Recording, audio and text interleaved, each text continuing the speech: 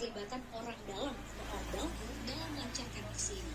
Purbayu menegaskan fasilitas jalur hijau yang seharusnya memperlancar arus barang untuk importir terpercaya, kini disalahgunakan untuk memasukkan barang ilegal tanpa pemeriksaan ketat.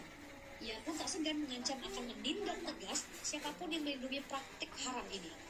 Langkah tegas ini diambil karena perdagangan rokok ilegal telah menggerus pendapatan negara dari sektor cukai hingga triliunan rupiah setiap tahunnya. Selain itu, hal ini juga menciptakan iklim usaha yang tidak sehat dan tidak adil bagi para pengusaha legal yang taat membayar pajak.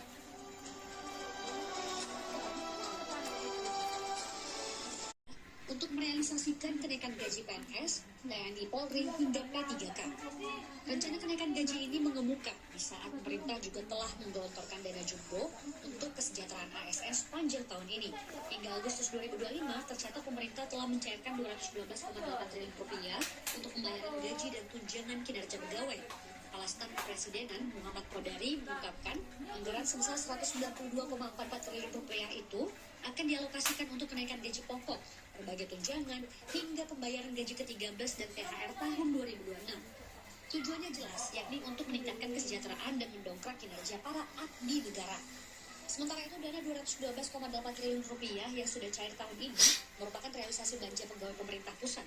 Meski begitu, Kodari menyatakan pihaknya belum dapat memastikan apakah pemerintah dapat mengeksekusi kenaikan gaji pada tahun ini. Kodari juga menegaskan Kementerian Pendayagunaan Aparatur Negara dan Reformasi Birokrasi belum menggelar rapat pembahasan kenaikan gaji untuk tahun ini, setelah tahun 2024 telah dilaksanakan kenaikan gaji.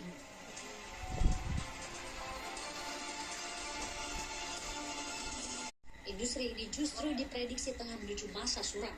Fenomena ini disebut sebagai pecahnya gelembung ekonomi atau bubble burst. Setelah mengalami ledakan popularitas saat pandemi, pembangunan lapangan pedal menjadi tak terkendali hingga melebihi permintaan pasar. Akibatnya, perang harga tak terhindarkan dan membuat bisnis ini tidak lagi menentu. Iya, model kayak gitu ada selusin. Saai bapak pencitraannya. Gak mungkin kan untuk mantan ketua LPS yang katanya gajinya gede, masa batiknya cuma satu? Gak mungkin juga gak sempet beli kan?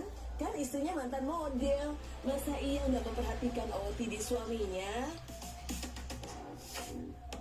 Ya gak apa-apa Pak, lanjutin aja pencitraannya mumpung angin baik lagi ke Bapak nih. Kalau fans-fans Bapak makin hari makin banyak aja. Tetap semangat kerjanya Pak, ditunggu konten jidak-jiduk terbaiknya. Pasti setelah dinasehatin POV makin mantul deh kontennya. Dari Syahrini yang Industri ini justru diprediksi tengah menuju masa suram. Fenomena ini disebut sebagai pecahnya gelembung ekonomi atau bubble burst. Setelah mengalami ledakan popularitas